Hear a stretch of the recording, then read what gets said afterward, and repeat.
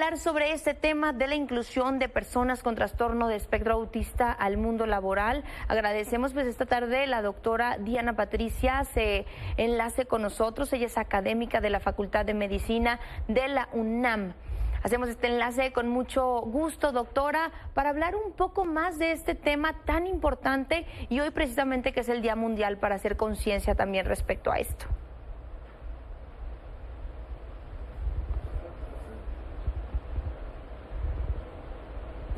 Bien, doctora, ¿nos escucha? Activar el audio. Ya, perdón, no podía activar el audio.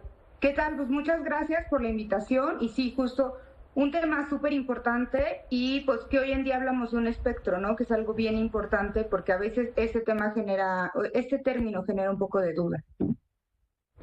Bien, sí, es el Día Mundial, incluso hay que hacer conciencia y que nos platiques un poquito más cómo se lleva esto en la vida cotidiana. Pues es justo la parte de espectro es súper importante porque a veces nos vamos de repente, cuando escuchamos la palabra autismo, de repente pensamos en esa imagen que tenemos de las películas, ¿no? Como de que no hay una interacción social o interacción social nula, que no hay desarrollo del lenguaje, ¿no? Y entonces, pero eso sí es en un grado grave o severo, ¿no? Pero hay grados leves y moderados en donde hay dificultad en la interacción social, ¿no? Esto cómo lo podemos ver, por ejemplo, tienen intereses restringidos y al momento de platicar con estos niños, adolescentes o incluso adultos, suelen centrarse en un tema, ¿no? Entonces les gusta hablar de ese tema y si los sacas de hablar de ese tema, a veces no saben cómo comunicarse, se angustian, ¿no? Tienen alguna rutina de su día, ¿no? En esta parte de la flexibilidad. Y si los mueves de esa rutina de su día, ¿no? Se estresan. Si es un niño, te hará berrinches. Si es un adulto, estará enojado, frustrado, va a pensar que todo su día ya se echó a perder, ¿no? Porque algo de la rutina cambió, ¿no? En la comunicación sí llegan, en estos grados leve y moderado del espectro, sí llegan a desarrollar lenguaje, pero a veces puede ser desde un lenguaje que le llamamos pragmático, como podríamos decir como complicado para un niño, que diríamos, no, pues como súper avanzado, ¿no? Que suele generar que haya aislamiento, ¿no? Que otros niños digan, es que no entiendo de lo que hablo, ¿no? Hasta no entender los convencionalismos sociales, ¿no? Y más en nuestro país, que hablamos mucho en doble sentido, por ejemplo. Entonces les cuesta trabajo entender este doble sentido en la comunicación diaria, ¿no? Entonces, o también entender las emociones de los demás, ¿no? Hay veces que ves la cara de la otra persona y dices, no, creo que ya la estoy aburriendo, mejor ya cambio de tema, o creo que la estoy molestando. Ellos no entienden esa parte de los convencionalismos sociales. Doctora, ¿qué tal? Buenas tardes. La saluda Jorge Martínez. Por ejemplo, para los pequeños en edad muy corta, ¿cómo se puede detectar un padre de familia que nos esté viendo y que a lo mejor tenga esa inquietud?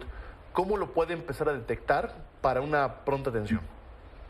Claro, es buenísimo porque justo hace poquito estaba comentando que el promedio de diagnóstico en Canadá es a los 18 meses, ¿no? De edad, y el promedio de diagnóstico en México es hasta los 5 o 6 años. ¿Esto por qué? Por el tiempo que pasa, ¿no? Entonces esta pregunta es importantísima. Tenemos que saber cómo es la interacción normal, ¿no? O sea, lo primero que tiene que hacer un bebé, ¿no? A los 4 o 5 meses, reconoce el sonido de su nombre, ¿no?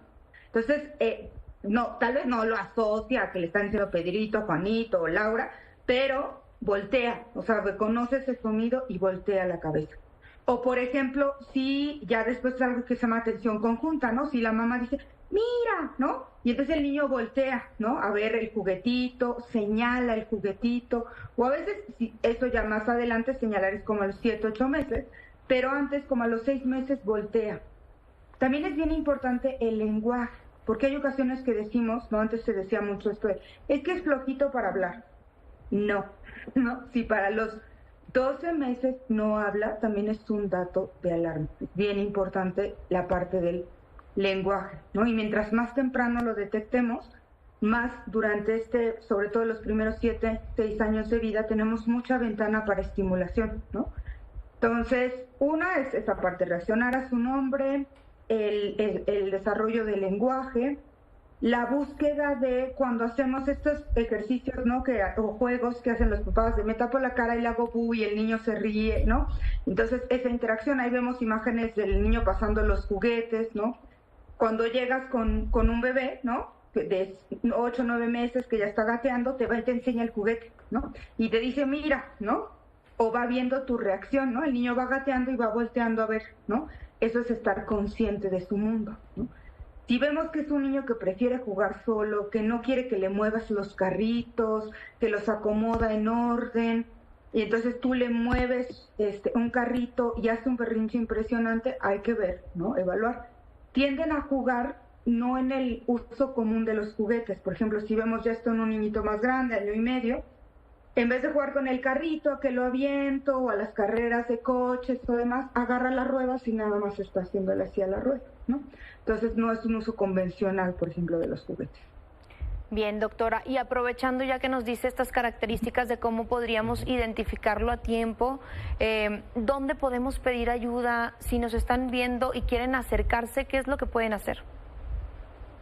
Pues primero también esta parte de repente se deja un poco de lado el seguimiento del pediatra, ¿no? O sea, hoy en día también hay pediatras especializados en el desarrollo, porque precisamente es un trastorno del desarrollo neurológico, pero en el seguimiento del niño sano, ¿no? Acudir a la consulta del pediatra. Normalmente la consulta del pediatra también, un factor que se me olvidaba comentar es la coordinación.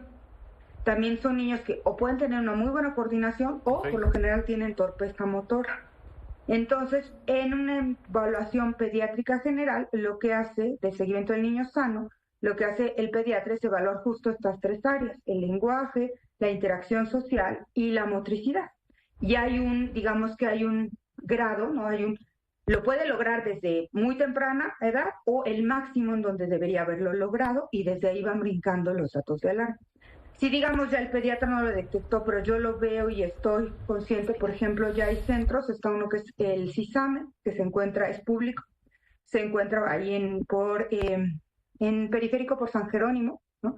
Que hay especialistas ahí en la parte de detección de trastornos del espectro autista. También está el Hospital Juan N. Navarro, donde también podrían acudir, que son 2 centros que tienen personal capacitado para la detección, ¿no? Se tienen que aplicar escalas de desarrollo, porque a veces hay cosas que podrían parecer, ¿no? Y no serlo realmente, hay que descartar, ¿no? Bueno, doctora, pues muchísimas gracias por ampliarnos el panorama, por explicarnos dónde pueden ir las personas que nos ven y que tengan esa duda de acudir a atención médica o de ayuda. Le agradezco mucho a la doctora Diana Patricia Guízar Sánchez, académica de la Facultad de Medicina de la UNAM. Gracias por esta comunicación. No, muchas gracias a ustedes. Buenas tardes. Buenas tardes. Gracias. Bueno.